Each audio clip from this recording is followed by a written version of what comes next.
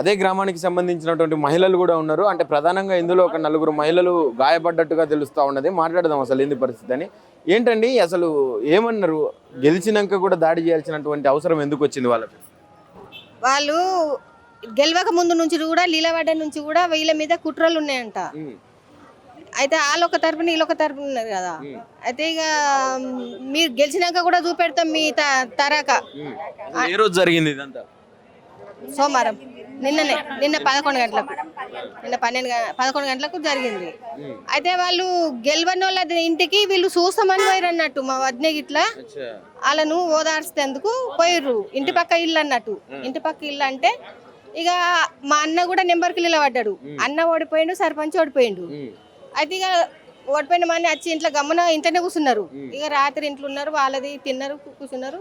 ఇక పొద్దుగాల లేచి ఓల పండ్ల మీద వాళ్ళు పోయారు.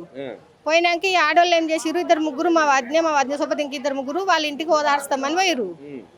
పోయే వరకల్లా అంతా వాళ్ళ చుట్టాలు వచ్చిర్రు అన్నట్టు. వాళ్ళ చుట్టాలు వచ్చి ఇక మొగోళ్ళు ఉప్మా తింటారు అంటే మొగోళ్ళు లోపలికి పోయారు. ఆడవాళ్ళు వచ్చి అరుగుల మీద కూర్చున్నారు. అరుగుల మీద కూర్చుంటే గల వదినే ముందట ఉన్నది అన్నట్టు.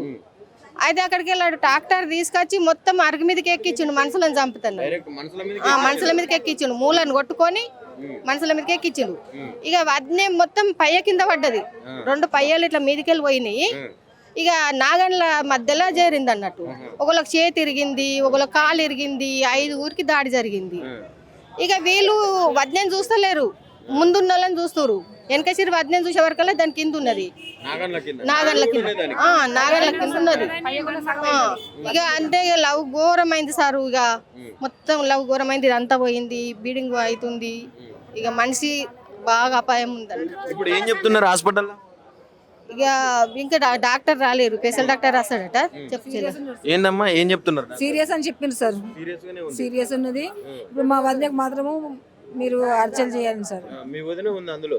మా వదినే ఉంది సార్. మా వదినే ఇప్పుడు ట్రాక్టర్ కింద పడ్డామే. మా వదినే మీదికి వెళ్ళిపోయింది.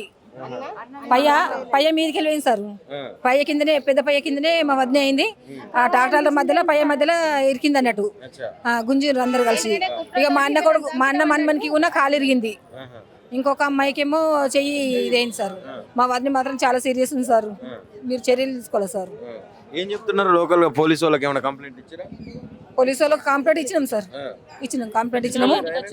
తీసుకుపోయినట్టు కానీ మా పానాలకు మా అన్న, మా తమ్ముడు అందరు ఉంటారు పిల్లలు. ఇప్పుడు వీళ్ళందరూ కూర్చున్న దాంట్లో సర్పంచ్ అభ్యర్థి కూడా ఉండేనా? ఆనే కూర్చొని ఉండేనా?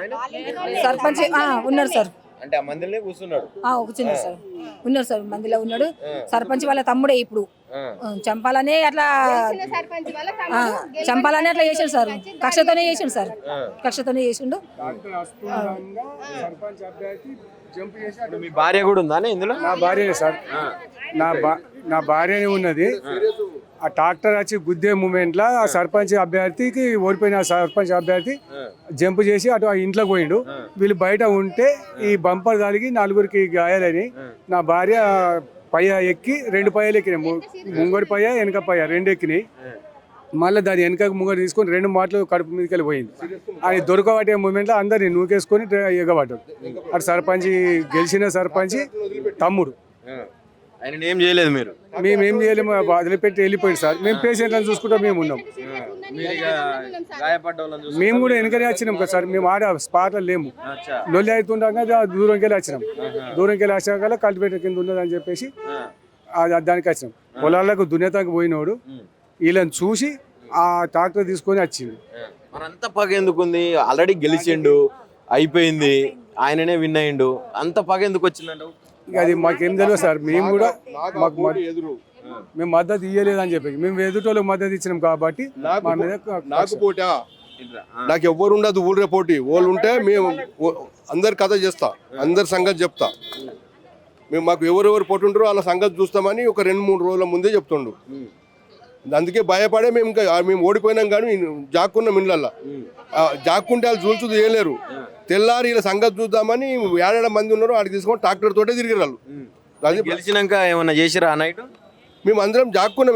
మేము మౌనంగా ఉండిపోయినాం. మేమే ఆయన అటువంటి వ్యక్తి అని చెప్పేసి అంటే ఫస్ట్ నుంచే తెలుసు మీకు ఇది గెలిస్తే ఏదో ఒకటి అయితే ఇంకో 2-3 రోజుల ముందు నుంచి చెప్తున్నారు, వాళ్ళ సంగతి చెప్తాం. ఇక మా అల్లునికి చంపేస్తామని చెప్పేసి మాకు వార్నింగ్ ఇచ్చిండు వాళ్ళ తమ్ముడు శంకర్. ఆల్రెడీ గెలిచిరు అని చెప్పేసి మేము సపరేట్గా సైలెంట్ వెళ్ళిపోతుంటే అరే నేను చంపేస్తాం రా ఇప్పుడు సోమవారం కల్లా నేను చంపేస్తామని చెప్పేసి మాకు వార్నింగ్ ఇచ్చారు. మొత్తం గుండా వాళ్ళు 4 ఉన్నారు సార్. మేము 4 కలిసి ఏం చేసినా మాకు ఊళ్ళో ఎవరు ఏమన్నారు, ఏం చేయరు. మేము 4 ఉన్నాం, చంపుతాం మేము అని చెప్పేసి మాకు వార్నింగ్ ఇచ్చారు సార్. మాకు కాకుండా వేరే వాళ్ళకి సపోర్ట్ చేస్తే మేము ఎవరిని కూడా ఉంచాం. ఎవరెవరు సపోర్ట్ చేసిన వాళ్ళందరినీ చంపుకుంటాం. గలీజ్ మాటలు తిట్టడం మా పైన రావడం చేసారు సార్ వాళ్ళు. మాకు అలాంటి వ్యక్తి అవసరం లేదని చెప్పేసి అనుకుంటున్నాం సార్. ఆ వ్యక్తి సర్పంచ్ వ్యక్తి అసలు వ్యక్తి మాకు వద్దు. 24 గంటలు కూడా కాలేదు, ఇంత అరాచకం చూపించిండు. 5 సంవత్సరాలు ఉండడానికి ఒకసారి మా ఊరు నాగం చేసేస్తాడు సార్. మా అందరినీ చంపుతాని చెప్పేసి బెదిరిస్తున్నారు సార్. ఇప్పుడు ఊర్లో ఇంకా అలా కొడుకు sir Congress party mandal president ఉన్నా అని చెప్పేసి, ఎమ్మెల్యే నాకు రైట్ హ్యాండ్ ఉన్నా అని చెప్పేసి ఆగమాగం చేసుకుంటా. నాకు ఏదైనా ఎయ్యూరి మీరు ఏది చేసినా నేను చూసుకుంటా. ఎమ్మెల్యే నాకు రైట్ హ్యాండ్. ఎమ్మెల్యే రాలేడు సార్.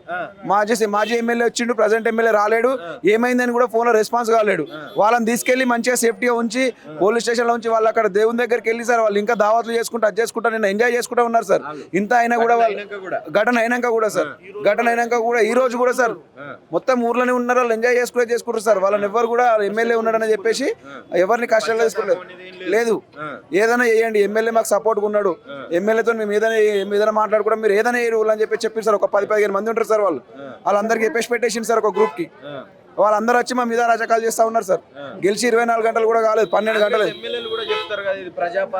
ప్రజాపాలన లేదు సార్, రౌడీల పాలన ఉన్నది సార్. అది ప్రజాపాలన లేదు, రౌడీల పాలన ఉంది మొత్తం. వాళ్ళు మా ఊర్లో మొత్తం వాళ్ళు రౌడీలాగా ఉన్నాడు అనుకుని మేము అందరం కలిసి ఒక రకంగా ఉంటే అన్ని రాత్రికి పైసలు ఇచ్చుకుంటా ఓట్లు వేయించుకొని అందరి కాళ్ళు మొక్కి భయపెట్టి మాకు ఓటే ఎక్కువతే నేను చచ్చిపోతా, నేను ఉరిపెట్టుకుంటా, నా సావుకే రావాలని నువ్వు మీరు ఓటే ఎక్కువతే అని చెప్పేసి అందరికి బ్లాక్ మెయిల్ చేసి ఓట్లు వేయించుకొని గెలిచిండు సార్. అలాంటి క్యాండిడేట్ మాకు సర్పంచ్ ఉండడం కూడా అవసరం లేదు. అతన్ని కలెక్టర్ ద్వారా బర్తరఫ్ చేయించాలని చెప్పేసి మేము కోరుకుంటున్నాం సార్. ఈ ఘటనకు సంబంధించి సార్, ఈ ఘటనకు ఎలాంటి ఇష్యూ అయిందో ఇష్యూకి మొత్తం కారకులు వాళ్ళే, ఎమ్మెల్యే అనుచరులే. ఎమ్మెల్యే దగ్గర ఉండి వేయించిండు. మాకు సార్ మా 9 మంది ఉన్నాం సార్. మాకు 9 మందికి కాంగ్రెస్ టీఆర్ఎస్ హయాంలో వచ్చిన డబుల్ బెడ్రూమ్ సార్, అవి రాకుండా చేసేసి ఆయన మండల ప్రెసిడెంట్గా ఉండి ఆ ఎమ్మెల్యేతోని ఆపేపించి ఇప్పటికీ కూడా డబుల్ బెడ్రూమ్ ఇల్లు రాకుండా చేయించి మాకు సర్పంచ్ ఎలక్షన్లలో సపోర్ట్ చేస్తేనే మీకు అవి రప్పిస్తా, లేకపోతే మీకు ఒక్కళ్ళు కూడా రానియకూడక మిమ్మల్ని చంపేస్తా అని చెప్పి మాకు వార్నింగ్ ఇచ్చింది సార్. ఆయన మండల్ ప్రెసిడెంట్గా ఉండి మొత్తం అరాచకాలు చేస్తుంది సార్. ఆయన మండల్ ప్రెసిడెంట్గా కూడా అతను తొలగించి మండలంలో ఎలాంటి అన్యాయాలు జరగకుండా చూడాలని చెప్పి ఇలాంటి పరిస్థితి ఎవరికి కూడా రావద్దని మేము కోరుకుంటున్నాం సార్.